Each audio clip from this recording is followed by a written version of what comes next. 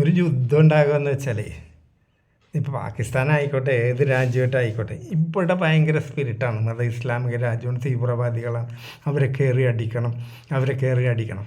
ഇപ്പോൾ ഓപ്പറേഷൻ സിന്ദൂർ അത് കുറച്ച് വിമാനം പറത്തി അവിടെ പോയി ബോംബിങ് അതൊക്കെ കഴിഞ്ഞ് പിന്നെ അത് സ്റ്റോപ്പ് ചെയ്ത്. യുദ്ധം ശരിക്കും അതല്ല. ഒരു യുദ്ധത്തിന് ഒരുപാട് പ്രിപ്പറേഷൻസ് വേണം. ശത്രു രാജ്യം എത്ര ശക്തി ഇല്ലാതാണെങ്കിലും അവർക്ക് നമ്മൾക്ക് പ്രഹരമേൽപ്പിക്കാൻ കഴിയും. ഒരുപാട് തയ്യാറെടുപ്പുകൾ ആവശ്യം. ഒരു യുദ്ധം ഡിക്ലെയർ ചെയ്യാൻ പോകുന്നതിന് മുമ്പ് രഹസ്യമായിട്ട് ഒരുപാട് യോഗങ്ങൾ നടക്കും. ഇത് കഴിഞ്ഞ് കഴിഞ്ഞാൽ പട്ടാളത്തിൽ അലർട്ടായി ലീവ് ക്യാൻസൽ ചെയ്ത് എല്ലാവരോടും തിരിച്ചു വരാൻ പറയും. അതാണ് ഫസ്റ്റ് സ്റ്റെപ്പ്. പിന്നെ നെക്സ്റ്റ് ആരൊക്കെയാണ് ആദ്യം മുന്നണിക്ക് പോകേണ്ടത്. അപ്പോൾ ഇന്ത്യൻ്റെ പല സ്ഥലത്തായിട്ടാണ് ഈ പറഞ്ഞ പട്ടാളക്കാരുള്ളത്. ഇപ്പോൾ ഇൻഫൻട്രിക്കാർ മദ്രാസ് റെജിമെൻറ്റ് കിടക്കണ ഊട്ടി കുന്നൂരാണ്. അതേപോലെ MAG എഞ്ചിനീയറിംഗ് ഗ്രൂപ്പ് അതൊക്കെ പട്ടാളത്തിൽ മുന്നണിയിൽ അത്യാവശ്യമുള്ളതാണ്. മദ്രാസ് എഞ്ചിനീയറിംഗ് ഗ്രൂപ്പ് അവരൊക്കെ ബാംഗ്ലൂരും എവിടെയൊക്കെ ഉള്ളത്. പിന്നെ മെക്കനൈസ്ഡ് ഇൻഫൻട്രി, അതായത് നമ്മൾ പട്ടാളക്കാർ നമ്മൾ പിടിക്കണ സ്ഥലങ്ങൾ ക്യാപ്ചർ ചെയ്യണ സ്ഥലങ്ങൾ സൂക്ഷിക്കുക. അതേപോലെ നമ്മുടെ വണ്ടിയിൽ പീരങ്കി ട്രക്കുകൾ ഇതൊക്കെ ഒരു തരം പച്ച കളർ വലയിട്ട് മൂടിയിടുക, ആകാശ നിരീക്ഷണത്തിൽ കാണാണ്ടിരിക്കാൻ. ഇതൊക്കെയാണ് മെക്കനൈസ്ഡ് ഇൻഫൻട്രീൻ്റെ ഡ്യൂട്ടി. അതേപോലെ സപ്ലൈ കോർ, അതായത് വെടിക്കോപ്പും ഭക്ഷണവും ഒക്കെ പട്ടാളക്കാർക്ക് എത്തിക്കണം. അങ്ങനെ എല്ലാവരും അവിടെ എത്തണം. അതുപോലെ സിഗ്നൽ വയർലെസ് മെസ്സേജ് അയക്കണം, അത് വേറൊരു ടീം. അതിൽ ഓർഡിനൻസുകാർ ഇവരാണ് സാധനങ്ങൾ മുഴുവൻ ഉണ്ടാക്കുന്നത്. പിന്നെ മെഡിക്കൽ കോർ വൈദ്യസഹായം, പിന്നെ ബീരങ്കിപ്പട അവരുടെ സപ്പോർട്ടാണ് വേണ്ടത്. അപ്പോൾ ഇൻഫൻട്രിക്കാർ യുദ്ധം ചെയ്യാൻ പോകുമ്പോൾ എയർ സപ്പോർട്ട് കിട്ടും. എയർഫോഴ്സിൻ്റെ സപ്പോർട്ടുണ്ട്, ബീരങ്കിൻ്റെ സപ്പോർട്ടുണ്ട്. ഇങ്ങനെയാണ് ഈ യുദ്ധം തുടങ്ങുന്നത്. യുദ്ധം ഡിക്ലെയർ ചെയ്ത് കഴിഞ്ഞാൽ ഫസ്റ്റ് സ്റ്റെപ്പ് അടുത്തത് ഫാമിലികളെ നാട്ടിലേക്ക് വിടുക. ഓരോ ക്വാർട്ടേഴ്സിൽ ഇപ്പോൾ വടക്കേ ഇന്ത്യയിൽ UP-യിലായാലും മഹാരാഷ്ട്രയിലായാലും ഒക്കെ ഫാമിലിനെ കൊണ്ട് വെച്ചിട്ടുണ്ടാവില്ലേ, ഭാര്യമാരും മക്കളൊക്കെ. ആദ്യത്തെ ദിവസം തന്നെ മീൻകാരൻ, പച്ചക്കറിക്കാരൻ, പാല് കൊണ്ടുവരുന്ന ആൾ ഇവരെയൊക്കെ അങ്ങോട്ടുള്ള എൻട്രി സ്റ്റോപ്പ് ചെയ്യും. കാരണം എന്തിനാണെന്നറിയാം, കിംവദന്തികൾ പടർത്താണ്ടിരിക്കാം. അവിടെ യുദ്ധം തുടങ്ങി അവിടെ ആൾ മരിച്ചു, അതായത് ഭാര്യമാരൊക്കെ പാനിക്കാക്കും, അതിന് അവരൊക്കെ ഓടിക്കും, അങ്ങോട്ട് എൻട്രി ഇല്ല. അത് കഴിഞ്ഞാൽ ഈ ഫാമിലിനെയൊക്കെ നാട്ടിലേക്ക് പറഞ്ഞയക്കും. അത് മുന്നണിയിലേക്ക് പോകാൻ റെഡിയാക്കുക. അത് കഴിഞ്ഞാൽ പ്രധാന ട്രെയിനുകളല്ലാത്ത മറ്റുള്ള ട്രെയിനൊക്കെ ക്യാൻസലാക്കും.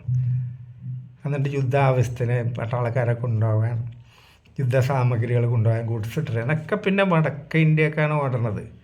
പട്ടാളക്കാരെ കൊണ്ടുപോകുന്ന തീവണ്ടിയൊക്കെ പണ്ട് പഞ്ചാബിലൊക്കെ ചെന്ന് അവിടുത്തെ സഹോദരിമാർ ചപ്പാത്തിയും കറിയൊക്കെ വെച്ച് ഇങ്ങനെ കാത്തു നിൽക്കും. ഒരേ ട്രെയിൻ അവിടെ വെയിറ്റ് ചെയ്യുമ്പോൾ ഭക്ഷണമൊക്കെ തരും, കൈമേൽ രാഗി കെട്ടും, നമുക്ക് വിജയം ആശംസിക്കും. യുദ്ധം എന്ന് പറഞ്ഞാൽ ഒരു തമാശ കളിയല്ല, പന്ത് കളി ഇതൊന്നുമല്ല, ഇത് IPL ഒന്നുമല്ല. യുദ്ധം തുടങ്ങി കഴിഞ്ഞാൽ, യുദ്ധം തുടങ്ങുന്നതിന് മുമ്പ് തന്നെ കാശ്മീരിലൊരു സ്ഥിതി ഞാൻ പറഞ്ഞുതരാം. കാശ്മീരിൽ രാത്രി പെട്രോളിങ് സെക്യൂരിറ്റി ഡ്യൂട്ടി ചെയ്യണ സമയത്ത് റോന്ത് ചുറ്റിക്കൊണ്ടേയിരിക്കും. ഇപ്പം നമ്മുടെ ഇവിടുത്തെ ഹൈവേ പോലീസൊക്കെ ഏതെങ്കിലും മരത്തണിലൊക്കെ രാത്രി ഉറങ്ങണതിന് കുറ്റം പറയല്ല. അവർ കുറച്ച് നേരം ഉറങ്ങിക്കോട്ടെ, അവരുടെ ഡ്യൂട്ടിയും പട്ടാളത്തിൻ്റെ ഡ്യൂട്ടിയും ഡിഫറൻറ്റാണ്. ഇവർ കുറച്ച് നേരം ഉറങ്ങിയാൽ കുഴപ്പമില്ല, പക്ഷേ പട്ടാളക്കാരൻ അവിടെ ഉറങ്ങിയാൽ മാർക്ക് പോയി. അപ്പോൾ അവിടെ TVയും കോയിലൊക്കെ പിടിച്ചാൽ അന്ന് നടക്കും ആൾക്കാർ. അവരോട് പറയും 10 മണിക്ക് നിങ്ങൾ എവിടെ സ്റ്റേ ചെയ്യണം അവിടെ ഉള്ളിൽ കയറി വാതിലടച്ചോളണം, റോട്ടിൽ കാണരുത്, കാരണം ഞങ്ങൾ വെടിവെക്കും. നിങ്ങളുടെ വേഷത്തിൽ ചിലപ്പോൾ എനിമീസ് വരുന്നുണ്ടാവും. അപ്പോൾ അവർക്ക് കാര്യം മനസ്സിലാവും. മേലുവേദന ആകുമ്പോൾ എല്ലാവരും പേടിയുണ്ടാവില്ല, അവർ പോവും. പിന്നെ വിജനമാണ്. ഇപ്പോൾ ഉദാഹരണം ജമ്മു ടു ശ്രീനഗർ റോഡ്, ഈ റോഡിൻ്റെ പെട്രോളിംഗ് ആണെങ്കിൽ അവിടെ പിന്നെ ഒരു ഈച്ച പറയില്ല. പട്ടാളക്കാരല്ലാണ്ട് പിന്നെ ഒരാരും അവിടെ ഉണ്ടാവേണ്ട ആവശ്യമില്ല. വിജനമായിട്ടുള്ള സ്ഥലങ്ങളാണ് അവിടെയൊക്കെ. അവിടെ ഒരാൾ സ്ട്രേഞ്ചർ വരികയാണെങ്കിൽ അവൻ തെറ്റായ ഉദ്ദേശത്തിനാണ് വരുന്നത്. അപ്പോൾ അവനെ പിടിക്കും അല്ലെങ്കിൽ ഫയർ ചെയ്യും. പിന്നെ ഈ ഏതെങ്കിലും ഗ്രാമത്തിൽ നിന്ന് കുറച്ച് അപ്പുറമുള്ള ഗ്രാമത്തിൽ ആരെങ്കിലും മരിച്ചാൽ പോകാനുണ്ടെങ്കിൽ നമ്മുടെ ക്യാമ്പിൽ വിവരം തരും. അപ്പോൾ ഈ കമാൻഡിങ് ഓഫീസർ എല്ലാവർക്കും വിവരം കൊടുക്കും, ഇങ്ങനെ ഒരു ടീം പോകുന്നുണ്ട്, ഇത്ര ആൾക്കാർ പോകുന്നുണ്ട്, അവരെ ഡിസ്റ്റർബ് ചെയ്യരുത്, പറ്റുമെങ്കിൽ അവർക്ക് എസ്കോർട്ട് കൊടുക്കാൻ പറയും. അങ്ങനെ ആ രാത്രി കണ്ണിൽ എണ്ണ ഒഴിച്ച് കാവിൽ നിൽക്കുക, റോന്ത് ചുറ്റുക. എന്നിട്ട് നേരം വെളുത്ത് Jammu to Srinagar road open ചെയ്യണതിന് മുമ്പ് ആദ്യം ഇതുണ്ട്, ഈ സ്ഫോടക വസ്തുക്കൾ ഡിക്റ്റേറ്റ് ചെയ്യണ ഒരു സംഭവമുണ്ട്, ഒരു യന്ത്രം. അത് പോവും, ഡോഗ് സ്ക്വാഡ് പോവും, പിന്നെയും പോകും ഒരു ഇത് ഡിറ്റക്റ്റ് ചെയ്യണം. ഇതെല്ലാം കഴിഞ്ഞ് ROP എന്ന് പറഞ്ഞ് റോഡ് ഓപ്പണിംഗ് പാർട്ടി അവരൊരു ട്രയൽ റണ്ണ് നടത്തും. ഇത് കഴിഞ്ഞിട്ടാണ് ആ റോഡ് തുറന്നു കൊടുക്കുന്നത്. അപ്പോൾ നേരം വെളുത്ത് ഡ്യൂട്ടീൻ്റെ കാഠിന്യമാണ് ഈ പറഞ്ഞത്. എന്നിട്ട് ഈ ഡ്യൂട്ടി ചെയ്യുമ്പോൾ ഏതെങ്കിലും തീവ്രവാദിനെ വെടിവെച്ച് കൊന്നെന്ന് കൂട്ടിക്കോ, നേരം വെളുത്താലും ഡ്യൂട്ടി കഴിയില്ല. കാരണം ഇവൻ്റെ ബോഡി പോലീസിന് ഹാൻഡ് ഓവർ ചെയ്യണം. ഈ റോട്ടിൽ വെച്ച് കിടക്കണം കൊല അൺയൂഷ്വൽ ഡെത്തിനൊക്കെ പോലീസിനാണ് അധികാരം. പിന്നെ ഒരു പോസ്റ്റ്മോർട്ടം ചെയ്യൽ, മാർക്സ് റെഡിയാക്കൽ. അപ്പോൾ നമ്മൾ വിറ്റ്നസ് അല്ലേ, ഉച്ചയാവും ഫ്രീ ആവാൻ, രാത്രിയായ പിന്നെയും പോകണം.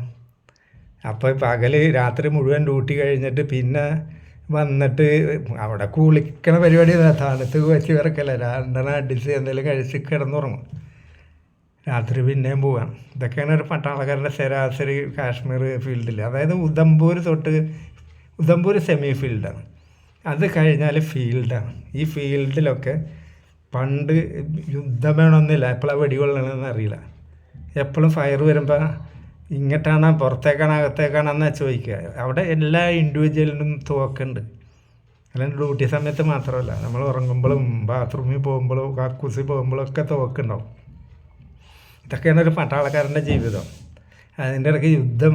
പാകിസ്ഥാൻ ഇപ്പം ശരിയാക്കുക. സാജൻസ് കറിയൊക്കെ തലക്ക് വെളിവില്ല. ഒരു യുദ്ധം വന്നു കഴിഞ്ഞാൽ നമ്മൾ അവരെ ചിലപ്പോൾ തോൽപ്പിക്കുമായിരിക്കും, പക്ഷെ അവർ എന്തെങ്കിലും ചെയ്യാണ്ടിരിക്കുക. കാഷ്വാലിറ്റി 2 ഭാഗത്തും ഉണ്ടാവും. അതുണ്ടാകുമ്പോൾ എന്തായി, പിന്നെ ആണെങ്കിൽ ആറ്റം പോകുമ്പോൾ അവരുടെ കയ്യിലുണ്ട്, അണവായുധം അവർക്കുണ്ട്, നമുക്കുണ്ട്. നമ്മുടെ ഇവിടുത്തെ ആണവായുധം ഉപയോഗിക്കണമെങ്കിൽ ഒരുപാട് പേരുടെ വെരി VIPസിൻ്റെ പാസ്വേഡൊക്കെ അടിച്ചിട്ട് വേണം ഇത് ലോഞ്ചിങ് നടക്കുകയുള്ളൂ. പക്ഷെ പാകിസ്ഥാനെ പോലത്തെ ഒരു രാജ്യത്ത് തലക്ക് വെളിവില്ലാത്ത സൈനിക തലവന്മാരും മന്ത്രിയൊക്കെ വിചാരിച്ചാൽ അവർ പറഞ്ഞാൽ ഇങ്ങോട്ട് വിട്ടാൽ എന്ത് ചെയ്യും? അപ്പോൾ സംയമനം പാലിക്കുക. ഈ പ്രതികളെ പിടിക്കുമ്പോൾ ശരിക്കും ഈ സ്ഫോടക വസ്തുക്കൾ എവിടെ നിന്ന് ഇതിലെ കൊണ്ടുവന്നെന്ന് മനസ്സിലാകുമ്പോൾ ചില ആൾക്കാർക്കൊക്കെ ചില പ്രശ്നങ്ങളുണ്ടാവും. അല്ലാണ്ട് അണങ്ങിയ പാകിസ്ഥാനിൻ്റെ വെടിയല്ല ഈ സംഭവം. യുദ്ധമൊക്കെ ഡിക്ലെയർ ചെയ്യണതിന് മുമ്പ് പലതും ചിന്തിക്കാനുണ്ട്.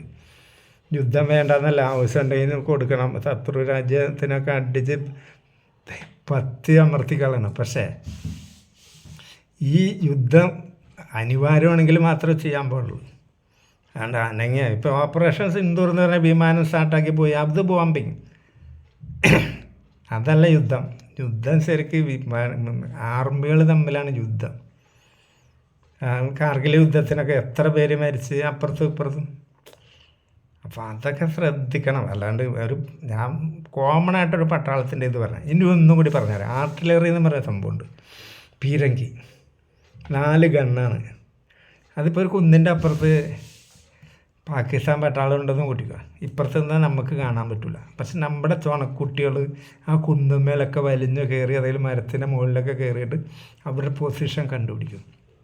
അത് കഴിഞ്ഞിട്ട് ഇവർക്ക് വയർലെസ് മെസ്സേജ് കൊടുക്കും, ഇത്ര ഡിഗ്രി. അവർക്കറിയാം ഈ ഗണ്ണ് ഇത്ര ഡിഗ്രി ചരിച്ച് വെച്ചാലാണ് അവിടെ ബ്ലാസ്റ്റ് ആകും, ഈ സ്ഥലത്ത് പോയി വീഴും എന്നൊക്കെ അവർക്ക് മനസ്സിലാവും. അതിൽ 4 ഗണ്ണിൽ ഒരെണ്ണം ഫയർ ചെയ്യും. ഫയർ ചെയ്യുമ്പോൾ ഈ ലക്ഷ്യസ്ഥാനത്തല്ലെങ്കിൽ ഈ ഇൻഫർമേഷൻ തരണ ജവാൻ പറയും ഒരു ഇത്ര ലെഫ്റ്റ് അല്ലെങ്കിൽ ഇത്ര റൈറ്റ്. അപ്പോൾ ഈ ഫയർ കാലിയായ വീരെങ്കിൽ അപ്പോൾ ലോഡായി കഴിഞ്ഞ് അപ്പോൾ അടുത്തതാണ് പിന്നത്തെ ഫയർ. അത് കൃത്യസ്ഥലത്താണ് വീണെങ്കിൽ മറ്റേ നമ്മുടെ ഇൻഫോർമർ വാക്കടിക്കും. പിന്നെ പെരുന്നാളാഘോഷം വെടിക്കെട്ടാണ് അവിടെ. അതായത് അവിടെയുള്ള സാങ്കലതും തൂഫാനാക്കിയിട്ട് ഈ ആർട്ടിലറിൻ്റെ ഗണ്ണ് ഓഫാകുള്ളൂ. ചട്ടപ്പാട്ടെ അതൊക്കെ ലോഡ് ചെയ്യുമ്പോൾ സൂക്ഷിച്ചിട്ടില്ലെങ്കിൽ കൈ വരെ അറ്റുപോകും. ഇത്ര റിസ്കി ജോബാണ്. അല്ലാണ്ട് സാജൻക്കറിയാൻ പറഞ്ഞ പോലെ എല്ലാ കാര്യങ്ങൾ യുദ്ധമൊക്കെ അത്യാവശ്യമാണെങ്കിൽ വേണം. അല്ലാണ്ട് ഗാലറിയിൽ നിന്ന് കയ്യടി കിട്ടാൻ വേണ്ടിയൊക്കെ വെറുതെ എന്തെങ്കിലും വിളിച്ച് പറയരുത് സാജ.